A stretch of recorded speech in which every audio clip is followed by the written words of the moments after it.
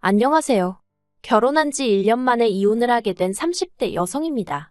제가 오늘 이렇게 사연을 쓰는 이유는 책임지지도 못할 소리를 함부로 하는 남자와는 아예 시작도 하지 말라는 말씀을 드리고 싶어서예요. 사실 제 얼굴에 침 뱉기 같아서 친구들한테는 차마 말하지 못했지만 저 역시 남편과 연애를 시작할 땐 남편이 그렇게 무책임한 사람인 줄 몰랐어요. 남편과는 사회생활을 하면서 자연스럽게 알게 된 사이예요. 오며 가며 서로에 대한 호감을 갖게 되었다가 남편이 먼저 한번 만나보고 싶다는 표현을 해오면서 연인이 되었지요. 당시 저희 둘 다 20대 후반으로 결혼까지 생각하고 시작한 만남은 아니었고요. 하지만 인간관계라는 게 제가 뜻한 대로만 흘러가는 건 아니대요. 사귄 지 3년쯤 되니까 남편이고 저고 누가 먼저랄 것 없이 우린 나중에 결혼하면 이렇게 살자. 애는 몇 명 낳자. 약간은 농담처럼 이야기를 나누기 시작했거든요. 근데 솔직히 연인 사이에 의뢰하는 이야기 정도로만 생각했던 제가 어리석었지요. 왜냐하면 그러다 보니까 어느샌가 저희 둘이 결혼하는 게 당연한 일처럼 되어 있었거든요. 그래서 남편을 사랑한 것과는 별개로 결혼에 대한 100%의 확신이 있어서라기보다는 약간은 분위기에 휩쓸려서 결혼을 하게 된 듯합니다. 다른 사람들의 생각이나 시선보다는 제 마음의 소리에 좀 더 귀 기울이고 스스로에게 솔직했어야 하는데 말이지요. 신혼살림은 저희 둘의 직장이 있던 지역 내 작은 아파트에서 전세로 시작했어요. 시부모님이나 친정부모님이나 다행히 당신들 사는 집하고 노후 준비 정도는 되어 있었지만 결혼하는데 현찰다발을 턱턱 내주실 상황은 아니었거든요. 그래서 남편과는 처음부터 우리 두 사람의 능력으로만 시작하자고 약속을 했었어요. 쓸데없는 허례허식도 상의 끝에 생략했었지요. 하지만 어째서인지 저도 남편만큼이나 받은 게 없었는데 언젠가부터 어머님과 신우는 걸핏하면 제가 빈몸으로 시집왔단 소리를 해댔습니다. 그리고 더 화가 나는 건 그런 소리를 듣고도 남편은 저를 대신해서 말 한마디 해주는 법이 없었다는 거예요. 결국 참다 못한 제가 어머님 면전에다 대고 제 친구들은 남자 쪽에서 집도 해오고 차도 사오던데 저는 무슨 팔자인지 모르겠다고 해버렸어요. 남자가 모아둔 돈이 없으면 시부모님이라도 해주시던데 하면서 말이에요. 이런 대화가 신혼 초에 있었으니 이후로 시부모님과 신우 그리고 제 관계는 금세 안 좋아졌습니다. 솔직히 갓 시집온 며느리였던 제 입장에선 시댁 식구들과 껄끄러운 사이로 지낸다는 게 얼마나 부담스러운 일이었는지 몰라요. 하지만 계속 제가 참고만 있었다면 저희 어머님이나 신우 성격을 봤을 때 어디까지 참나보자는 식으로 저를 무시하고 막대할게 뻔했거든요. 그래서 마음은 불편했지만 후회는 없었습니다. 그리고 그때부터 어머님이나 신우는 제 말 한마디 행동 하나하나 관찰하며 한마디로 물고 뜯을 궁리만 하는 사람들 같더라고요. 그런데 제가 영 두 사람 눈에 거슬리는 짓을 안 했던지 급기야는 결혼한 지 반년이 다 돼가던 시기에 난데없이 집들이는 왜 안 하냐고 화를 내는 게 아니겠어요. 허심탄회하게 털어놓겠습니다. 집들이를 안 했던 이유는 단순했어요.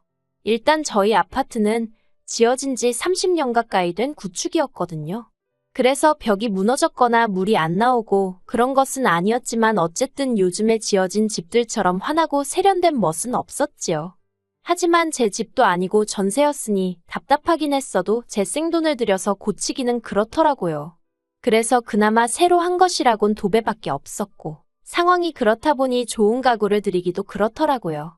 그래서 언제가 될지 기약은 없었지만 그래도 언젠가 전세가 아닌 자가를 사게 되면 그때 좋은 가구를 사자는 생각으로 일단은 저렴하게 중고시장에서 장만한 가구들이 대부분이었습니다.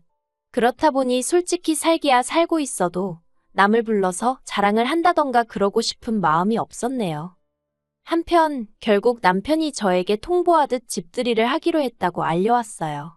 제가 남편에게 적어도 나랑 상의는 하고 그런 결정을 내렸어야 하는 거 아니냐니까 자기도 어머님과 신우한테 시달리는 게 너무 힘들어서 충동적으로 그랬다나요.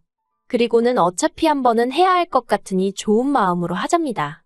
저는 너무 짜증이 났지만 한편으론 그래 남편 말대로 어차피 한 번은 거쳐야 할 관문이면 매도 먼저 맞는 게 낫지 그렇게 생각하기로 했어요. 그리고 어머님 아버님 그리고 신우만 초대하면 세 사람밖에 안 되니까 음식하고 그러는 게 얼마나 힘들 것 같지도 않았고요. 그런데 집들이를 하기로 한 전날 어머님한테 연락이 왔습니다. 어머님 아버님 신우뿐만 아니라 어머님 친척분들도 오실 거라면서 음식을 넉넉히 준비하라고요. 제가 남편더러 갑자기 이렇게 바뀌는 법이 어딨느냐고 당신이 어머님이랑 통화 좀 해보라 했어요.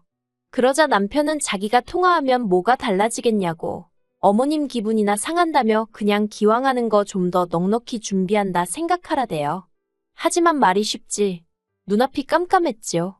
어머님 아버님 신우 그리고 저희 부부까지 5사람에 맞춰서 장도 다 봐놨고 어떻게 할지 구상도 마쳤는데 이제 와서 갑자기 친척들이 온다니. 아무리 생각해도 도무지 답이 안 나와서 그러면 내일 아침에 당신이 나를 좀 도와줘야 한다고 했어요.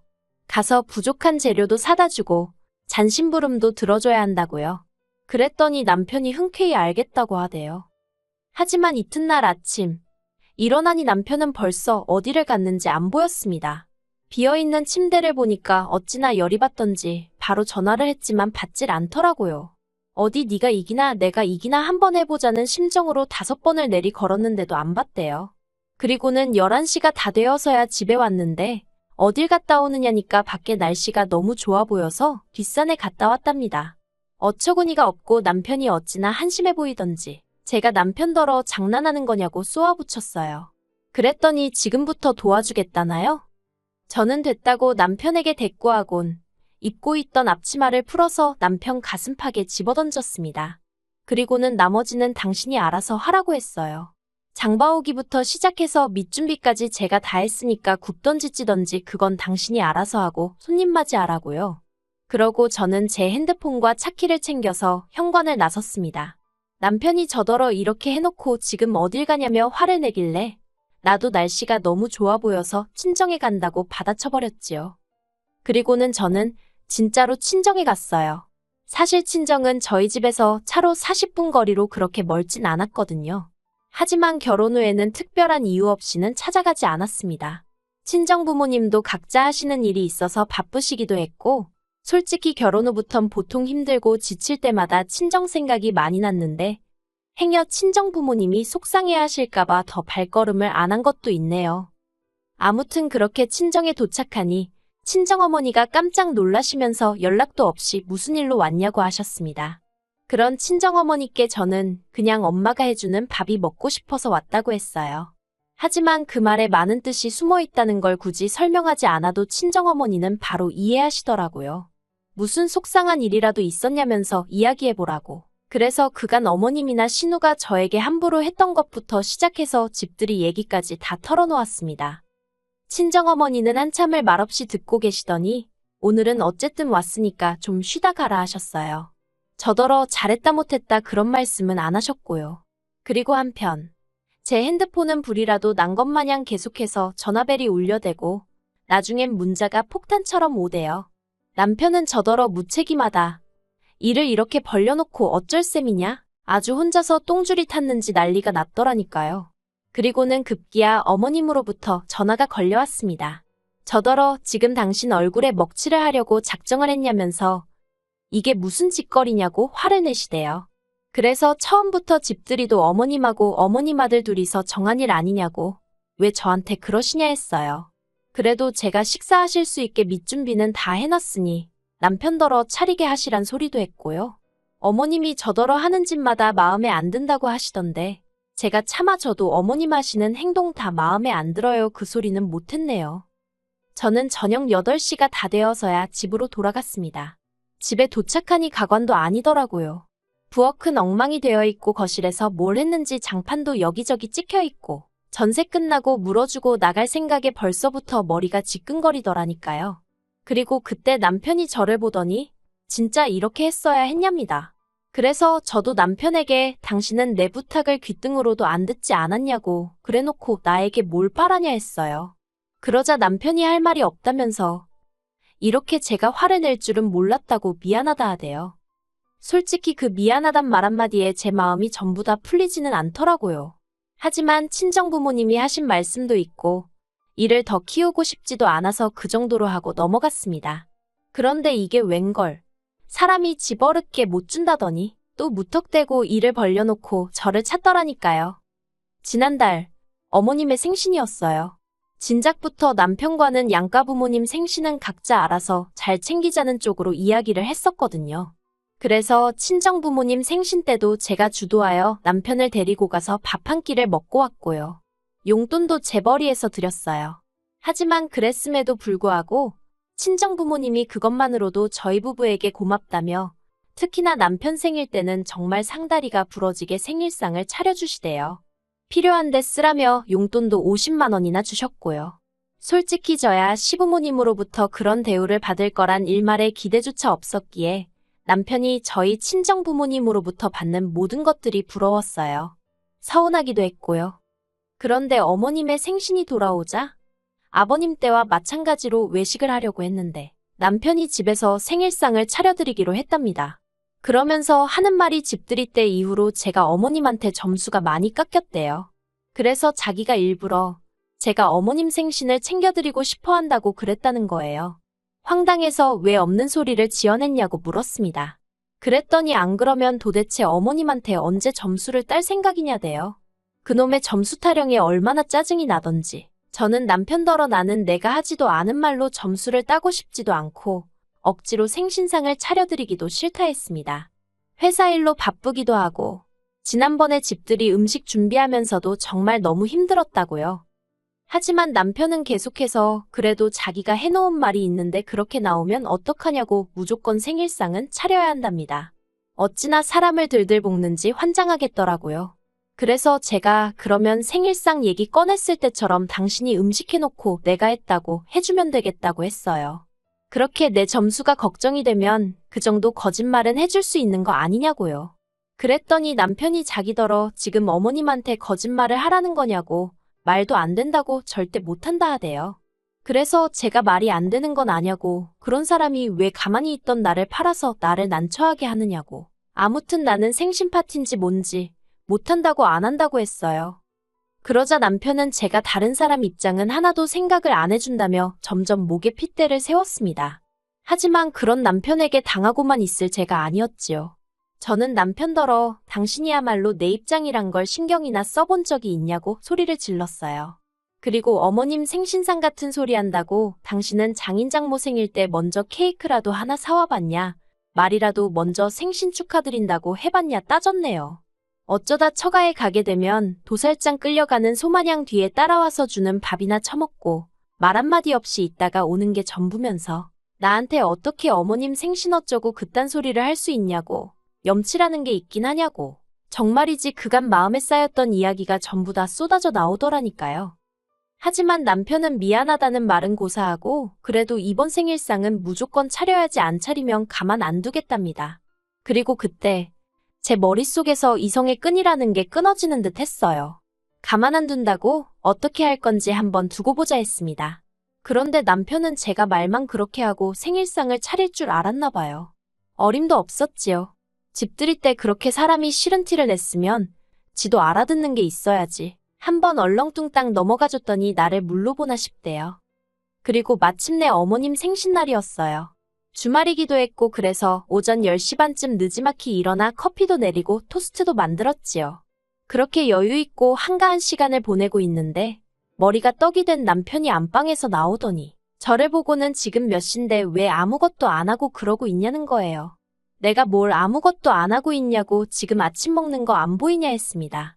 그랬더니 남편이 한다는 말이 미역국 안 끓이냐고 어머님이 점심때 오시기로 했다나요. 저는 어머님이 점심에 오시는 줄도 몰랐어요.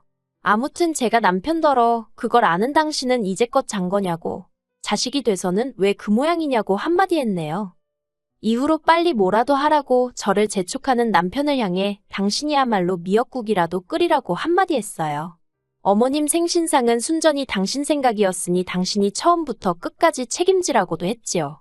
솔직히 말해서 혹시나 남편이 저보다 일찍 일어나 뭐라도 하려고 흉내라도 내고 있었으면 저도 마음을 달리 먹고 도와줄 생각이었거든요. 그런데 이건 뭐 자기가 어머님한테 생신상을 차려드리네 어쩌네 헛소리는 다 해놓고 일은 제가 다 하라는 판이었으니 한 번 당하지 두 번 당하겠어요. 결국 남편과 저는 또다시 싸우게 되었습니다.